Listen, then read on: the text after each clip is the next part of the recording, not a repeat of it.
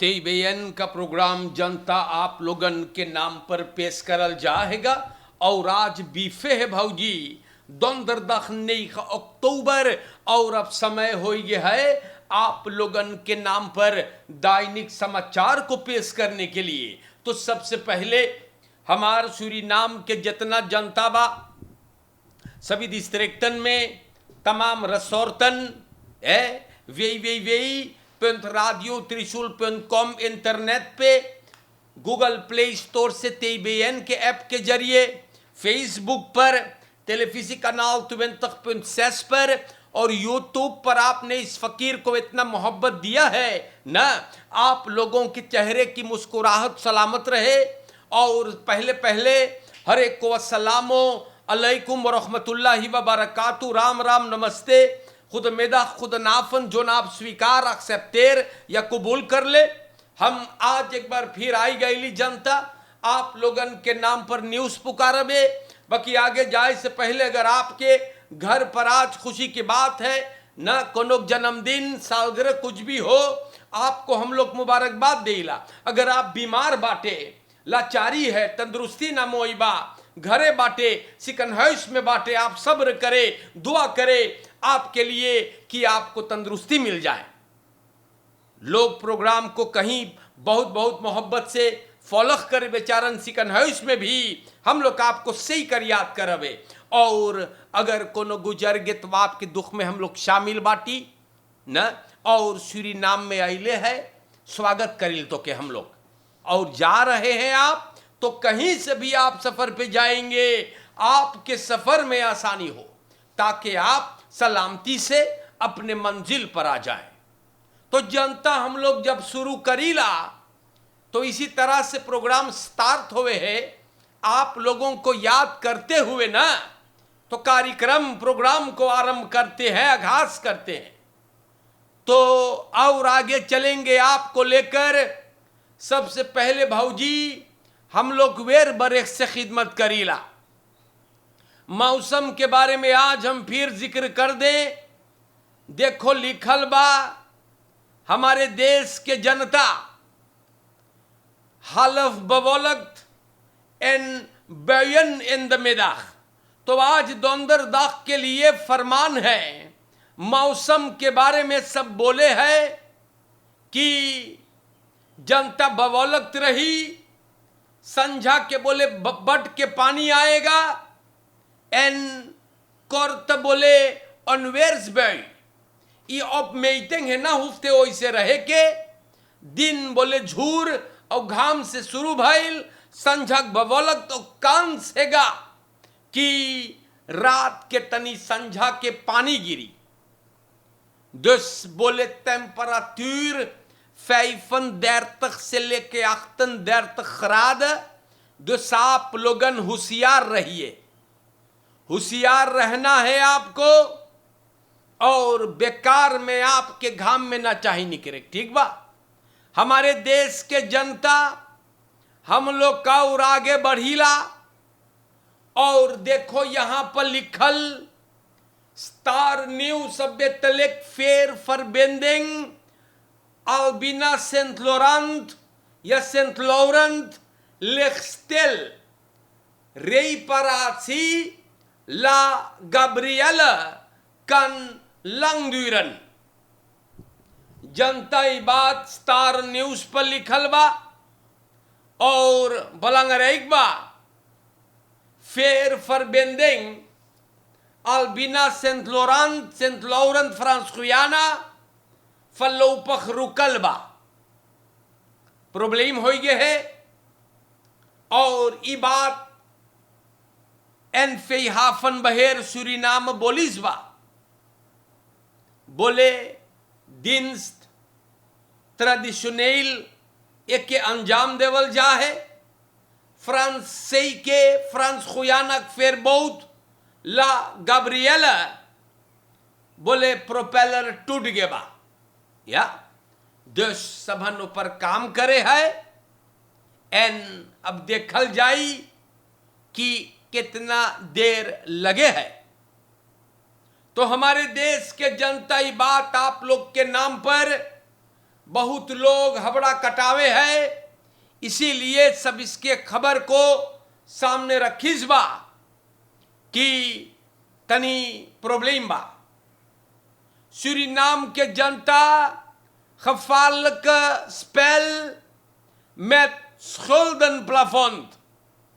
तो देश के जनता हम आप लोग से बताइला, schulden plafond आप जानते हैं न, नवा wetswijziging को अंजाम देवल गईल है और अब schulden plafond सरकार के अब चाहिए फरहोख करे के। ओकर मतलब है भौजी और कर्जा लेवाई, और कर्जा लिया जाएगा और हम ही लोग भरेंगे। जितना रखेरेंग आवे है मेरे भाइयों, सब कर्जा लेकर खरीद करे। एमन सबसे बड़का बेवकूफ जनता को बनाया जाता है।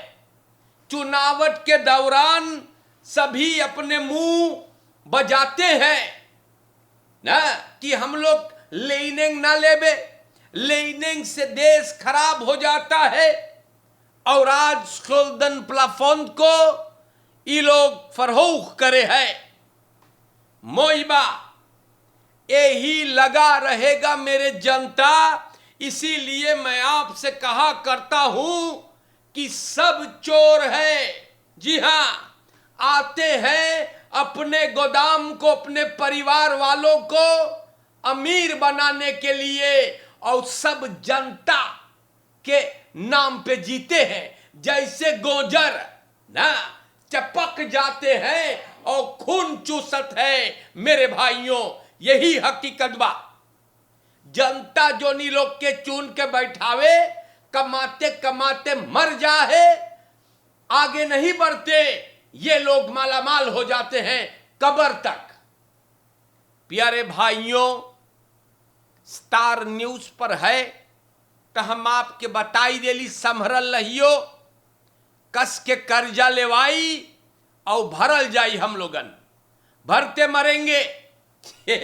तो प्यारे भाइयों, हम आपके नाम पर प्रोग्राम को पेश करीला और देखो यहां पर हम आप लोग से बता दें कि बड़ा प्रॉब्लम भइल हैगा। दोदलक ongeval bij werkzaamheden in Latur. बड़ी दुख की बात यह भइल है, एक कमकर्ता arbeid ongeval में ई गुजर गेबा। दैस heel erg jammer मेरे भाइयों। और जाने का भइल है, एक ऊपर बेतोनन म्यूर यानी ईट के दीवार, पत्थर के दीवार गिरल बा। फ्रीडरिक्सहोफवेग में रिसोर्ट लातूर। और कमकर्ता गुजर गे, एम्बुलेंस धीरक आयल है, मार ई भयवा गुजर गे। एन सिपाही छानबीन करता है। बहुत दुख की बात है, पता ना कैसे बेतोन म्यूर ईट के जो दीवार है इनकर ऊपर आ गया। सूरीनाम के जनता हम आप लोगन से बार बार इतला गुजारिश निवेदन करल करीला कि कहीं पर भी आप रहे, फुर्सत से अपन कारोबार करे। मार हम लोग तोख देखीला कि खली प्रॉब्लम होवे है। देश के जनता आगे चलल जाई। हम आप लोगन के नाम पे खबरें बयान करीला न यहां पर।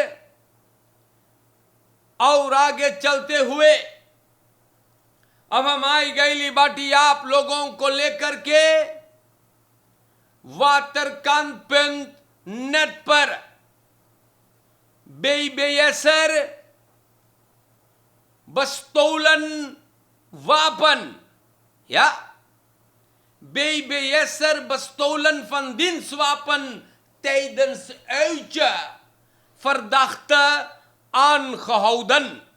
27 jaar के बियोरन पेई एक के सूरीनाम के सिपाही उठाई ले गए बा। शक है कि ये दिन स्वापन चोराई से एगो फ्राउलक beveiligingsamtenaar BBS'er रहा। सुख शनिचर 4 अक्टूबर BBS'er अपन कोलेखा लोग के साथ गए रहा घूमे और कर दिन सुबापन बोले लाश हो गए ना। ऊपर क्लार करिस कि अपने ताश में धरे रहा ना और जनता कोलेखा लोग के साथ गए रहा तनी घूमे।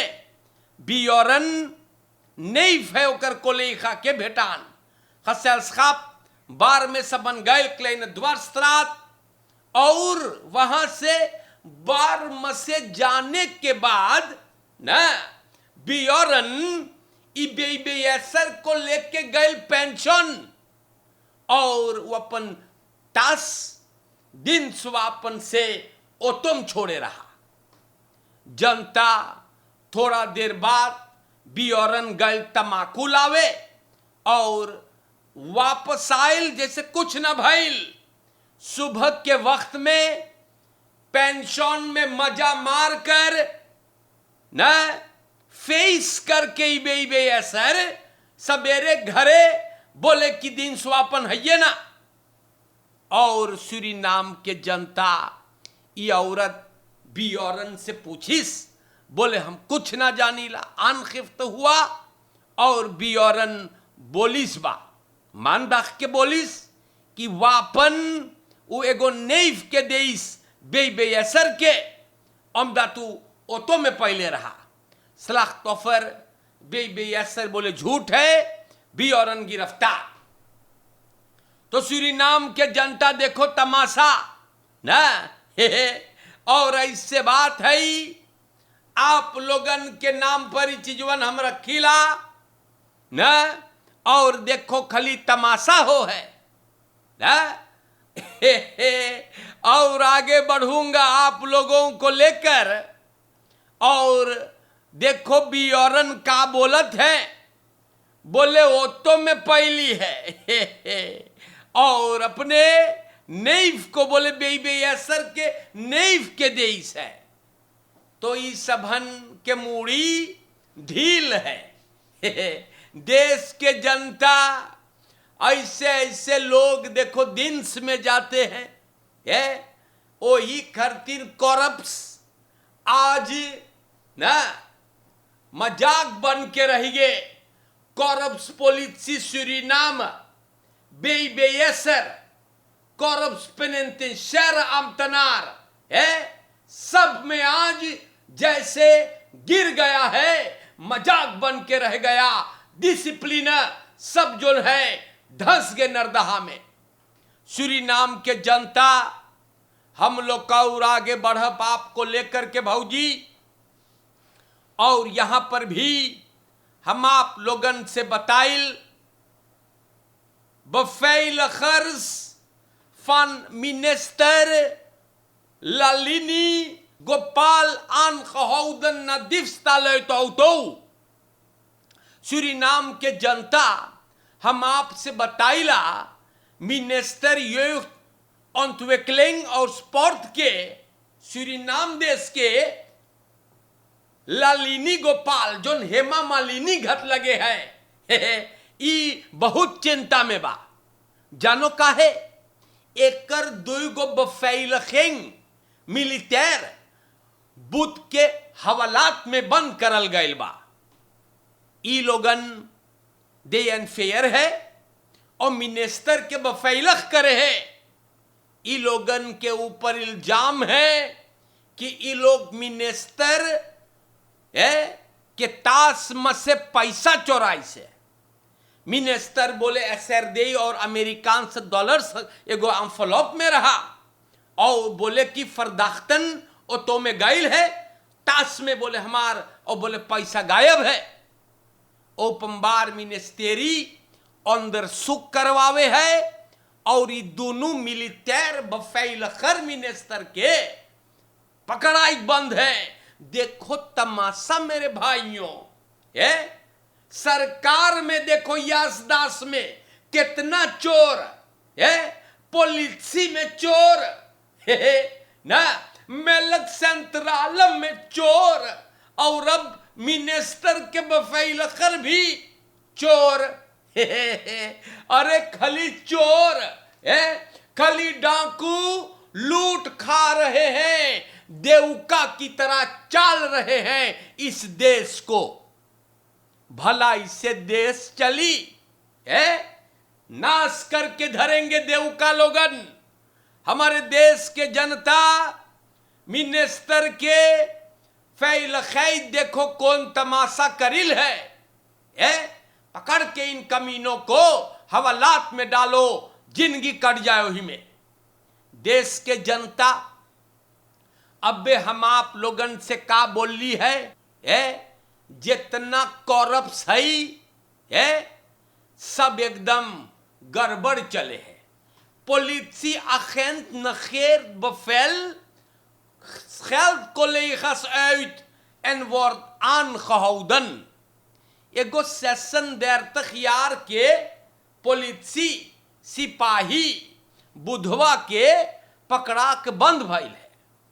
ई अपने कोलेखा लोग के बफेल नखेर करे है और बलिदख करी से सबके। 3 बजे सवेरे पुलिसी के मेल्डिंग मिले है कि एगो झगड़ा चले है नाइट क्लब में पारामारीबो नॉर्थ में। सर्फेयांस गईल तो वहां झगड़ा खत्म हो गया था। एक आदमी बोले देख सब चल गए बा ना, और जब सिपाही वहां से गईल तो लोग के दिन्स गाड़ी में वहां बांती बोरो हो गए। अब बांती बदलात रहा, कुछ कम कर्तन क्लब के सिपाही मदद करे है। प्लॉट से लेंगे एक लाल गाड़ी आता है और बड़का स्नेल है से पार के ट्रेन पे गईल, बस त्यूरदर गईल ना और सिपाही के तरफ चलाया, सिपाही कुदल वरना के लग जाता। बस त्यूरदर रुकल कुछ मीटर्स पे जाकर 3 आदमी उतरल है। पुलिसी उ लोग से बोले तू लोग कैसे चलावे है? बस त्यूरदर गुस्सान और पुलिसी को गाली देने लगा। गाली देता रहा, बेइज्जत करता रहा और सिचुएशन इतना गड़बड़ान पुलिसी फर्स्टेरकिंग मांगिस।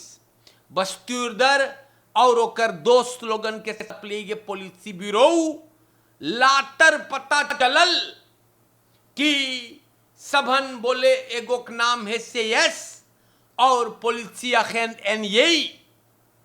सबन पुलिसी को जब फुएर अंदर सुख करिस, काला सौदरतास में पुलिसी के पिस्तौल और पेपर स्प्रे मिलल है। सब बसलाख में लेवल गए तो इधर परसोन को सब 28 और पुलिसी मान NAI बैठ फंक्सी ओपमबार मिनिस्टेरी एके बंद करवाइस मोई भइल है। तो इसीलिए मैं कह रहा हूं आज पुलिसी कॉरप्स भी एकदम गिरने को आया है, सब एकदम खराब हो गए बा। और देखो कौन कौन मनई के ये लोग दिन में लेस बा, खाली क्रिमिनलन आधा खाली क्रिमिनल भीतर गईल बा। अमोक्सी के समय में खाली तमाशा भइल मेरे भाइयों ना, एकदम मारिन है मिनिस्टेरी खाई धर देवल गईल बा। आबप को जब दियो का पेयस तो यही होगा ना, और क्या होगा? तो देश के जनता हम आप लोगन के नाम पे खबरें बयान कर ली। काग बात और है आपके नाम पे रखने के लिए, और यहां पर देर ब्रोतवाखन फ्लिक्ट ओपन एंड फर्लिस्ट परतई ब्रोदन तो तनी प्रॉब्लम भइल हैगा। यान स्वेर स्त्रात में फर्नांडस के गाड़ी के दरवाजा खुल गया और गड़बड़ाई गे। गाड़ी कुछ सेकंड बदरेफ से छूटल, लादेंग भरल रहा और एक जने बोले फ्राख्तवाखन ते क्रॉसिंग पे रहा याकोब रेंचस एंड यान सुवेर स्त्रात के ऊपर रेक्स गईल कैरन कंप वेख के और तरफ एन सैदर बोख्त के बाद खुलल है। करात बहुत करात गिरल डाम पे, वैसे कोई ना चोटान है, शायद ना मोइस बंद रहा हुई।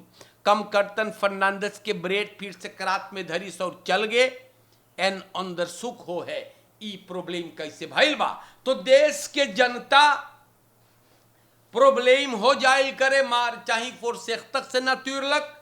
आप लोगन मोई से रहिए जा। आज एक बार फिर हमाई करके आप लोगन के नाम पर न्यूज यानी दैनिक समाचार को रख ली बाटी। मोई से रहिए आप लोगन, देख लो खाली तमाशा हो है। और प्यारे भाइयों, हम आपसे बता दें कि फरकेर में ख्याल करे, ढकोल के रसोई ना करे। छुट्टी का दिन बिहान बेदाकी है, ढकोल के बबाल ना उठाइयो। लॉन्ग वीकेंड थे फुरसेख तक। चोरन चपाटन से भी बचकर लड़कन से बात करते चले ताकि वो लोग प्रॉब्लम में ना पड़े और अपने घर पे फोकस करे जनता। कौनो बहरे के कुपारी न या कोनो पतुरिया आपके घर इधर उधर ना करे पावे। फोकस तुसे खपत खसेन, हराम काम से आप बचे न, गुनाह से बचे, नेकी करे वन जोन करिए वो सामने आई और के लिए तो के भरे के पड़ी। आज के वास्ते हमारे सूरीनाम के जनता बाहर मुल्क सब कोई के भर भर के मोहब्बत पेश करीला। अस्सलामु अलैकुम व रहमतुल्लाहि व बरकातहू। राम राम, नमस्कार, खुद मेरा खुद नाफन ते इंशाअल्लाह जिंदगी रही तो भेंट होई। शुक्रिया हमारे जनता।